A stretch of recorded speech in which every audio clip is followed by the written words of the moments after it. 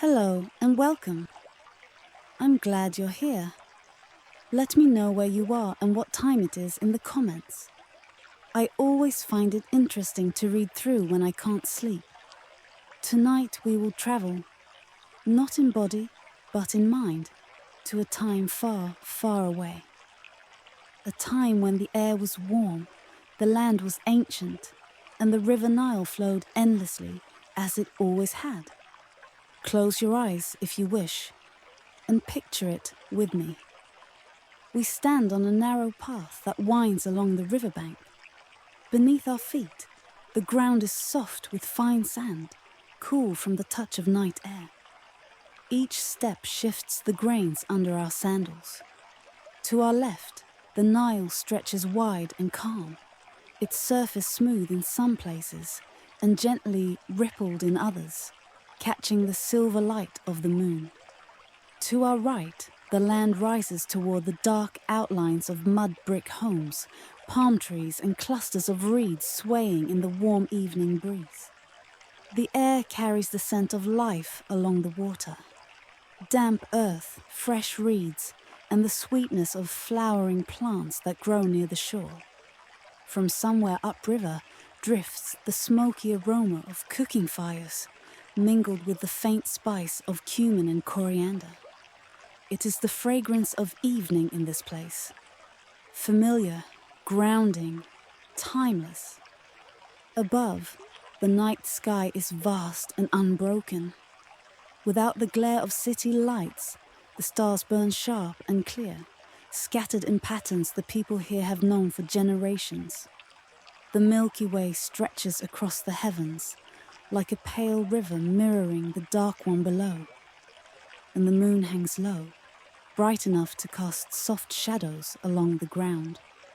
We pause and listen, the gentle lap of water against the shore, the splash of a fish breaking the surface.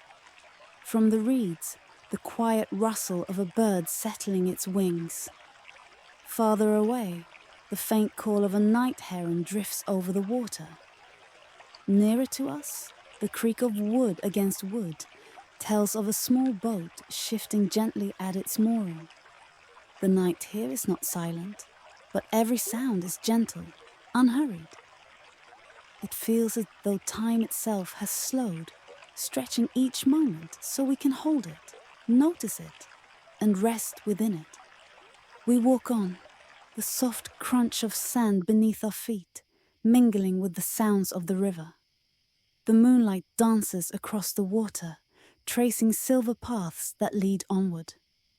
The current catches on a hidden stone, swirling briefly before continuing on its journey. The people here know the Nile as more than a river.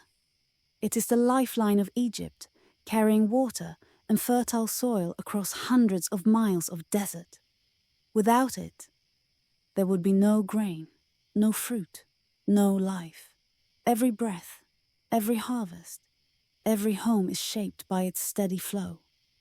And so, the river is honored. In stories, in offerings at small shrines, in songs sung during festivals. The Nile is both provider and guardian.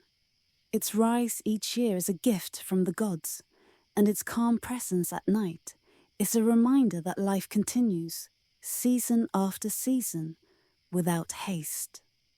We draw closer to the heart of a small riverside village. The houses are simple, built of sun-dried mud brick. Their walls pale in the moonlight. Doorways stand open to the warm air, and from within, the glow of oil lamps spills onto the ground. A woman hums softly as she finishes her weaving. A man mends a fishing net by touch and memory. Children are asleep on mats, wrapped in thin blankets. A dog lies at the water's edge, ears flicking at the hum of night insects. Beyond the houses, the land opens into dark fields, the crops hidden from view, but hinted at in the faint rustle of leaves when the breeze shifts. Irrigation channels glimmer faintly, carrying the river's gift into the soil. We walk on, the village fading behind us. The river widens, here, and the far bank is a shadow against the stars. The water moves slowly, deep and sure, ancient as the land itself. Here, we pause. We look out over the wide expanse of the Nile, the moonlight shimmering in long broken lines. The air is cooler now, and the scent of the water is fresh. It is easy to imagine standing here forever, watching the river flow, feeling its calm sink into our bones. This is where our journey begins, at the water's edge, under the quiet gaze of the stars, in the embrace of a night along the Nile. Part 1. The Life of the River. The Nile is more than a river. It is the breath of Egypt, its heart and its memory. From mountains in the far south, its waters travel hundreds of miles to reach this place. It flows through deserts, past cliffs, through fertile plains, carrying life with it. It ends in a wide delta before meeting the Mediterranean Sea. By day, it is a bustling highway. Fishermen, traders, travelers. By night, it becomes something quieter. The busy splashes and shouts of daylight are replaced by the gentle rhythms of water and wind. The Nile's most important gift is its yearly flood. In the summer months, rain falls far to the south and the river swells. When the waters reach Egypt, they overflow the banks, flooding the fields. When the flood recedes, it leaves behind a dark, fertile silt. In this soil, crops grow quickly. Wheat for bread, barley for beer, flax for linen. The flood marks the rhythm of the year. Its arrival is celebrated. Its absence is feared. Temples hold ceremonies in honor of Hapi, the god of the floods, asking for abundance. The river is also a road.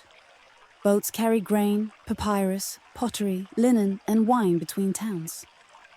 Merchants sail by day and anchor by night along the shore. Travelers find rest in villages like this one, welcomed with bread and beer. Wildlife thrives along the river.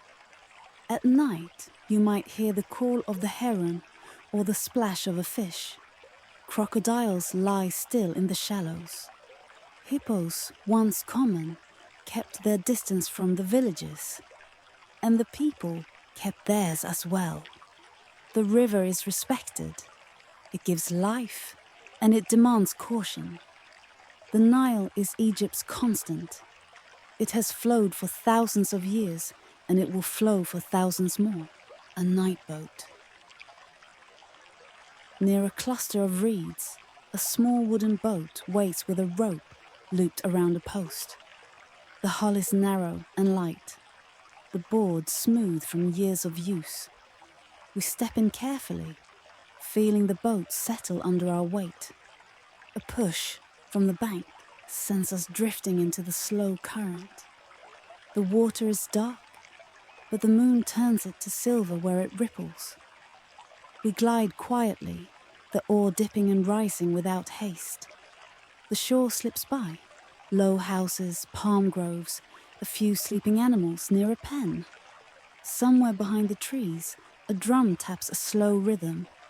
A late gathering, a quiet celebration. The river sounds different from here. Closer to the center, the current hums softly, and the reeds whisper less. The boat rocks in a gentle pattern that settles into the body like a lullaby. We pass a fisherman in another small craft, his lamp a faint glow. He lifts a hand in greeting. We answer in kind. Farther along, 2 boats are tied together, their owners dozing under woven mats, letting the night carry them part of the way to tomorrow's market. As we drift, we can make out the dark shapes of riverbirds standing motionless on poles, watching for movement beneath the surface. The soft splash of a fish startles them into a brief flutter, and then all is quiet again. We let the current take us around a bend where the river widens. Stars double themselves on the water and the banks pull away. For a while, there is only the night sky and the slow breath of the river, and the sense of floating in a vast, gentle space. The 3 seasons. The people who live along the Nile shape their lives around 3 seasons. There is the season of inundation, when the water rises and the fields disappear beneath it. Work turns to building, repairing, and fishing. Boats take the place of paths. The air smells of wet earth and new beginnings, and songs of thanks rise from homes and temples alike. There is the season of emergence, when the waters recede and the land returns, darker and richer than before. Men and women walk the fields, pressing seeds into damp soil. Children run ahead to scare birds away. The days are busy, full of movement and purpose, and at night the village sleeps deeply, tired and content. There is the season of harvest, when the heads of grain turn golden in the sun. Sickles rise and fall in a steady rhythm. Bundles are tied and carried, millstones turn, and ovens glow. When the last field is cleared, the people celebrate with food and music, and the village feels full of light. Around and beneath all of this, the river moves at its pace, unhurried, timeless. It does not rush, and it does not stop. It asks the people to do the same, to work when it is time, to rest when it is time, and to remember that everything follows a larger rhythm. Night on the water. Our boat drifts back toward the bank. We rest the oar across the hull and listen. A soft breeze has risen, carrying the scent of date palms. Somewhere, a flute plays a simple melody. A child practicing, or a father playing for his family. The notes rise and fall like a conversation with the river. We close our eyes for a moment and simply feel the movement.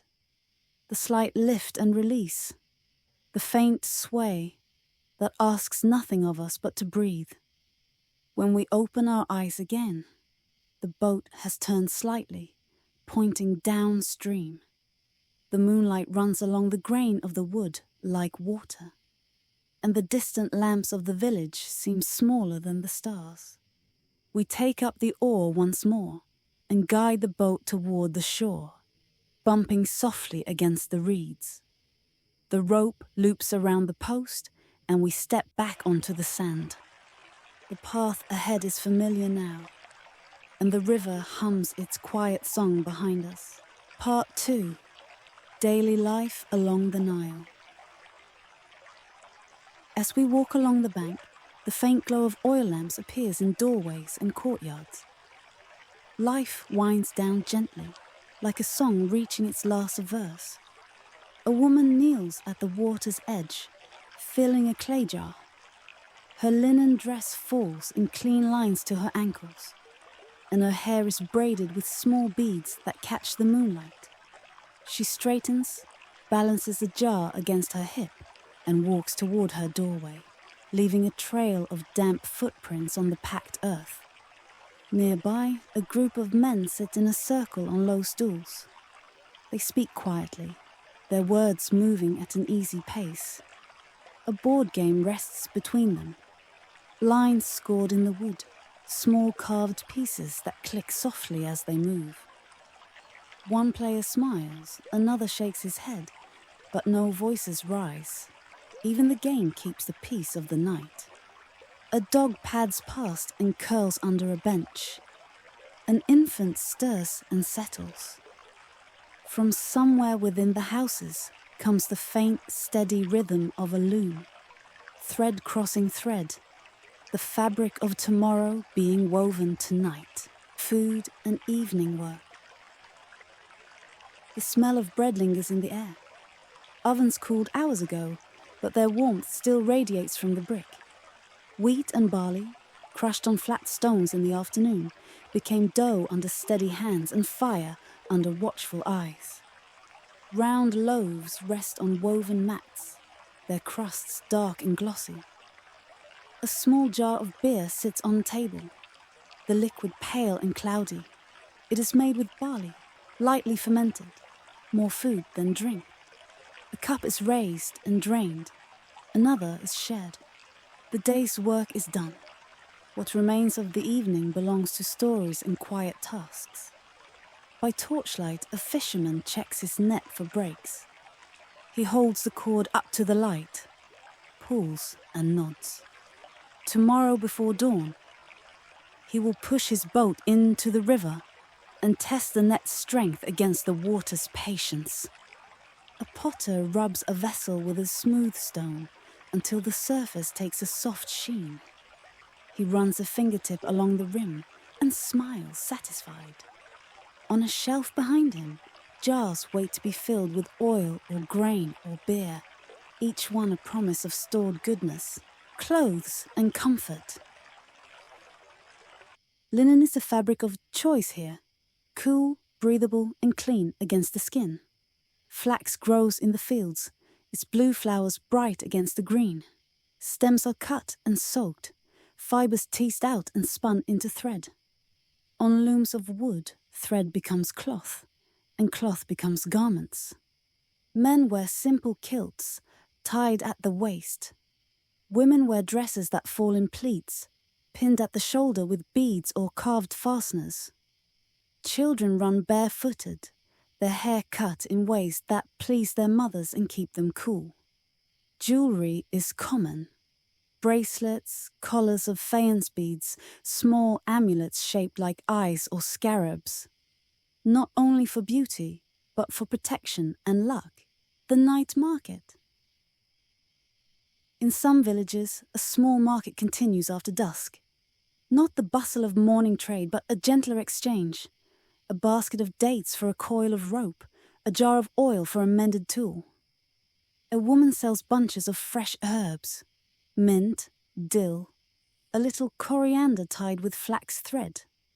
A boy carries a tray of figs, setting it down with care as he counts what remains. A musician sits cross-legged near a wall, plucking a tune on a small harp. The notes drift into the warm air and thread themselves through the space between voices. People pause to listen, then move on, the melody following them for a few steps before it finds someone else. Children and elders. Children sleep early, worn out by the sun and the games it invites. In the morning, they will be set to small tasks, feeding chickens, fetching water, learning to shape clay or twist cord. They learn by watching and by doing, their hands finding the rhythms that their parents learned before them. Elders sit near doorways, warmed by memory and the comfort of familiarity. They speak little, but when they do, their stories are received with attention. They remember years when the flood came high, and years when it came late. They remember a calf born on a night like this, or a wind that blew from the desert and filled the air with gold, craft and care. A weaver sets aside her shuttle and stretches her fingers, feeling the quiet ache that promises good sleep. She covers the loom with cloth to keep the dust from settling on it in the night.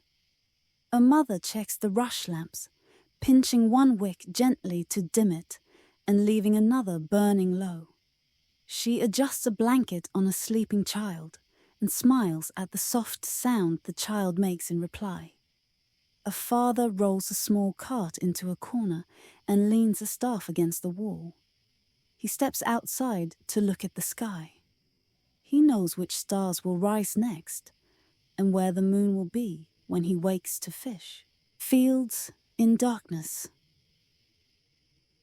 Beyond the houses, the fields spread out like a dark ocean. Even in near silence, the land has a presence.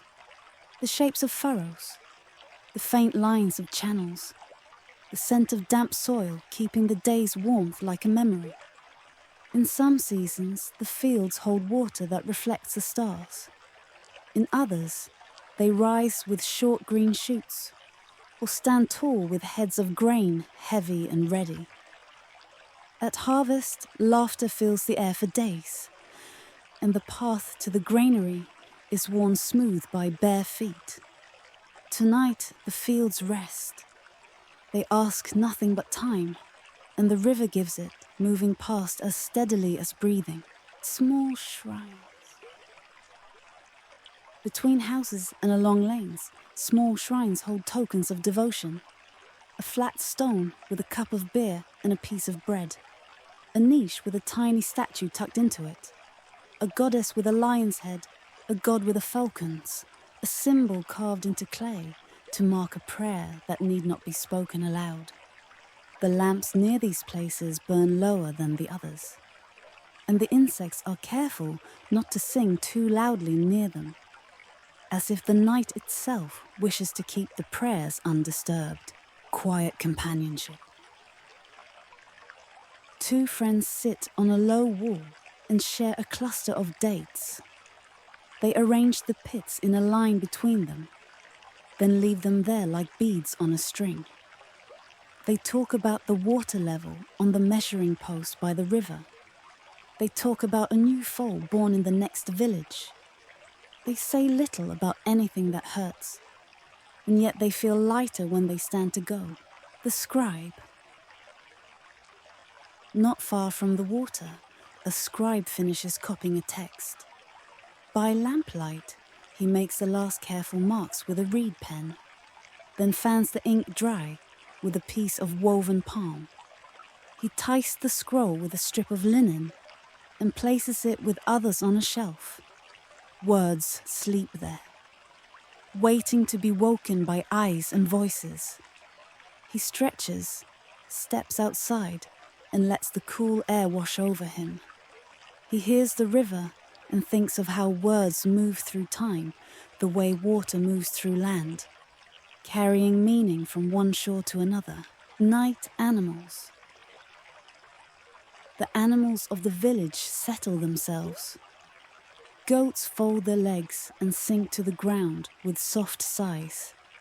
A cat slips along a wall, pauses, then vanishes into the space between two houses. Geese mutter once or twice and then put their heads under their wings. Out on the water, the fish keep their own counsel. They rise, circle, and fall away again. The world above them a play of light and shadow that means food or danger or nothing at all. A family's last light. In one doorway, a family finishes the day together. The father tells a quiet story about the river when he was a boy. The mother listens and smiles without looking up from the weaving in her hands. Their daughter tilts her head against her mother's shoulder.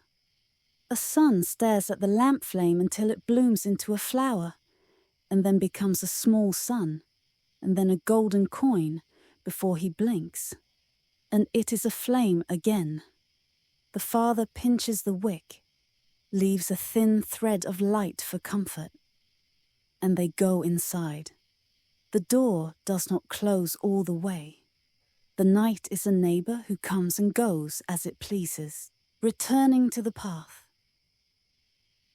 We leave the village behind and follow the river once more. The ground underfoot is smoother here, worn by feet going to and from the water. The river sounds a little louder, as if it knows we have come back and wishes to greet us. Somewhere ahead, a temple rises in the dark. Not far now, its presence can be felt even before it can be seen, like the cool air that gathers in the shadow of a wall. We walk toward it slowly without hurry. The river walks with us. Part 3, Temples and the Gods.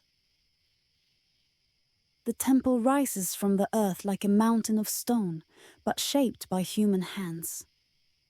Its walls are high, smooth in places, carved in others, and in the moonlight they take on a pale glow.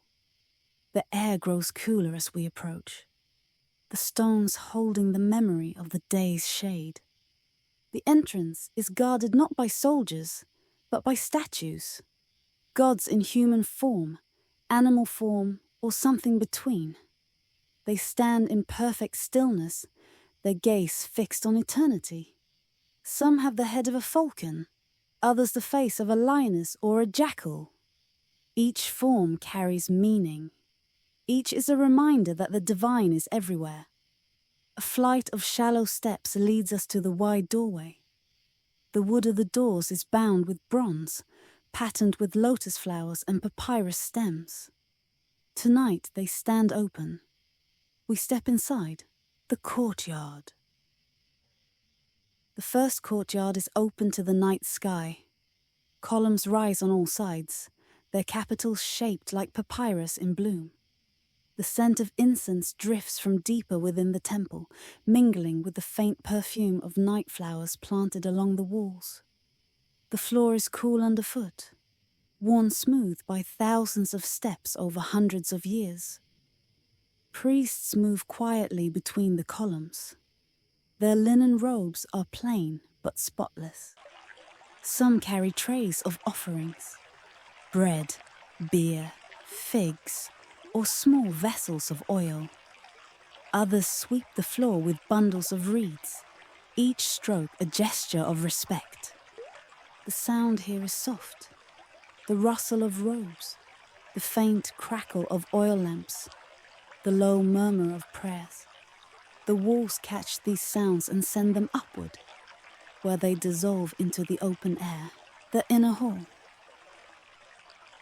We pass beneath a massive lintel and enter the hypostyle hall. Here, the columns are even taller, their shafts painted in deep reds, blues and golds. The colors are dim in the lamplight, but their presence can still be felt. The warmth of red, the calm of blue, the richness of gold. The ceiling is low compared to the columns, and painted to resemble the sky, with stars scattered across a deep blue field. Even at night, the heavens are here. At the far end, a doorway leads to the sanctuary, the holiest place. Only priests may enter, but we pause at the threshold and feel the change in the air. It is cooler, quieter, more still. Inside, the statue of the god rests in a shrine, hidden from all but those who serve it. By day, the god is woken with song and offering. By night, the god rests, and the temple sleeps around them. Rituals of the night. Night does not mean stillness here. Some rites are meant for the hours when the sun is gone. Priests recite hymns to guide the sun god through the underworld. They light lamps in a row, each flame a step along the god's journey.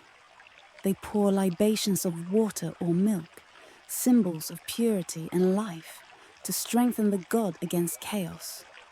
In smaller chambers, scribes copy texts by lamplight.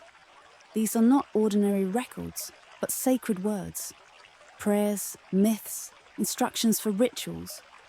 The ink is made from soot and gum, the reed pens cut to a fine point. Each stroke is deliberate, a prayer in motion, offerings. The people bring offerings to the temple, not only for the gods, but for themselves, for health, for good harvests, for protection during travel. A woman kneels before a small altar and places a basket of bread on it. Her hands linger for a moment, her eyes closed. When she rises, her face is calm. A farmer leaves a jar of beer, bowing slightly as he sets it down. His fields depend on the flood, and the flood depends on the favor of the gods. The priests accept these offerings and place them where they will be found in the morning, shared among those who serve the temple or given to the poor. The temple at rest. We walk back into the courtyard, where the air feels wider. The moon is higher now, casting long shadows from the columns. A breeze stirs the flowers, and the scent is faint but sweet. We leave the temple quietly, following the path back to the river. The statues at the gate watch us go, as they have watched countless others over countless nights. Part 4. Myths by the River. The Nile is not only a river of water, it is a river of stories. Every bend, every island, every reed bed has its tale. We sit on a flat rock near the water's edge. The moonlight falls in a silver stripe across the river, and the sound of the current is like a slow drumbeat. It is the perfect time for stories. The story of Isis and Osiris. Once, the god Osiris ruled Egypt as a just and wise king. He taught the people to farm, to build, to live in harmony. His wife, Isis, was a goddess of magic and healing, beloved by all. But Osiris's brother, Set, envied him. Set tricked Osiris into lying in a beautiful chest, then sealed it and threw it into the Nile.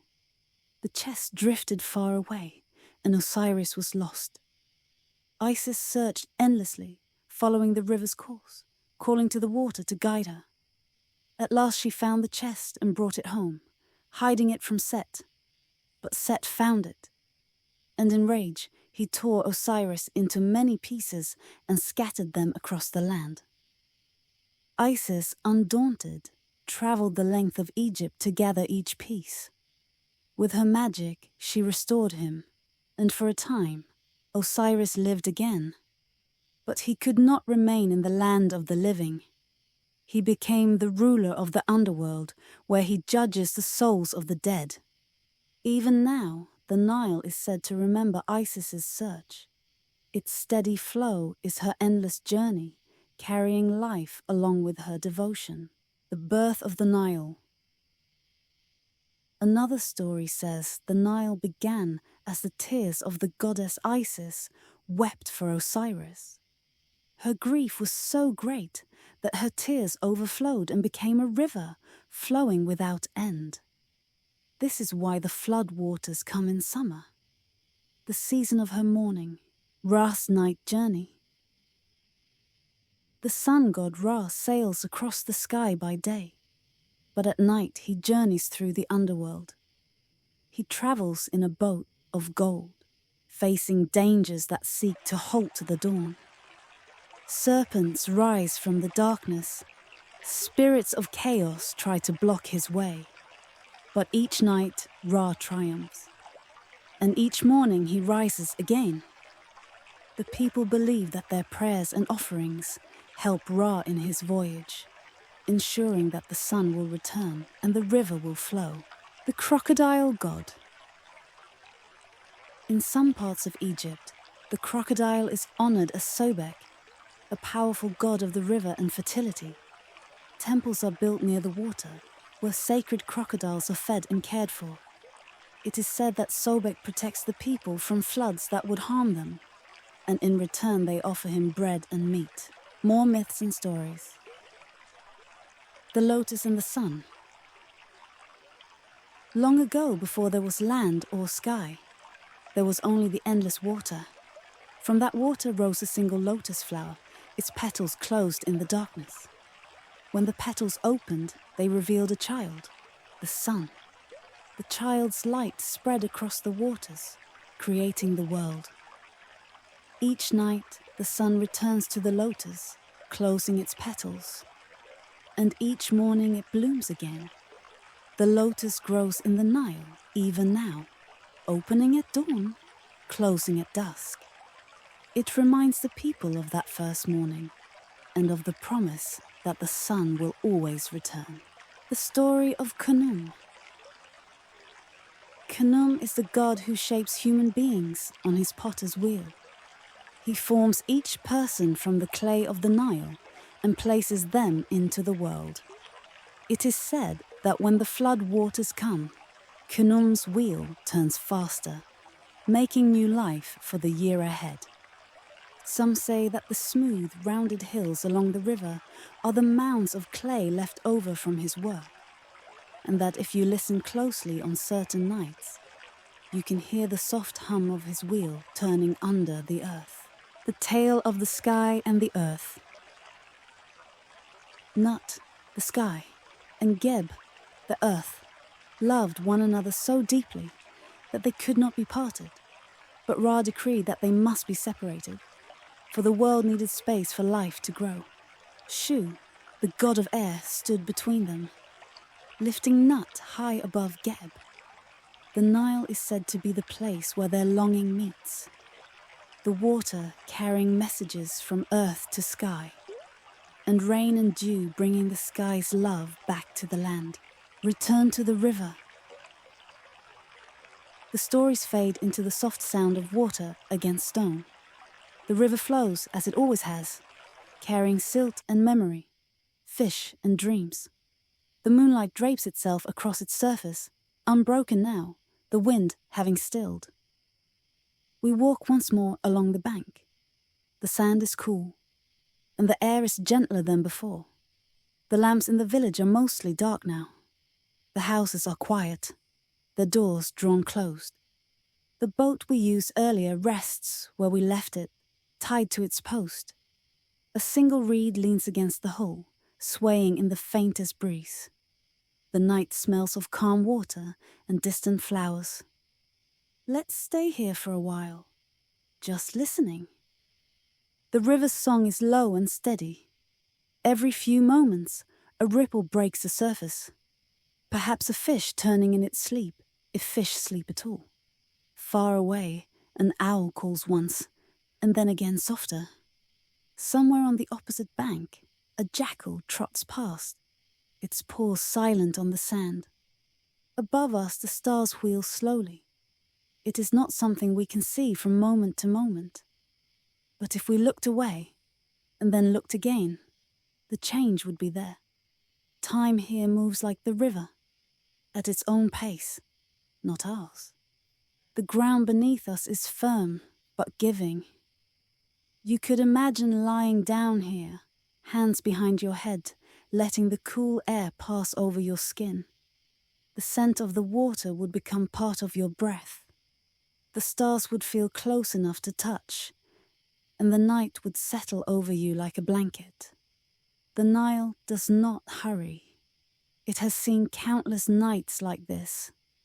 It will see countless more. It does not ask you to be anything except present. You can simply be here, without rushing, without holding on to anything but the sound of the water and the feel of the night. In the morning, the sky will pale in the east. The first birds will stir in the reeds. Boats will push off from the bank, carrying their crews to fields, to markets, to the next bend in the river. The sun will climb, the air will warm, and the village will hum with the work of the day. But for now, the world sleeps. The river keeps its watch. The stars keep their counsel. And you too can rest, knowing that here, on the banks of the Nile, the night is endless and gentle. Let your thoughts drift like the boat on the current. Let them pass without chasing them. Breathe in the scent of the river. Breathe out the dust of the day. Feel the calm of this place move into you, as steady as the water's flow. When you are ready, you can sleep. And if you find yourself waking before morning, you will know the river is still here, waiting, flowing, carrying you forward. Night, night.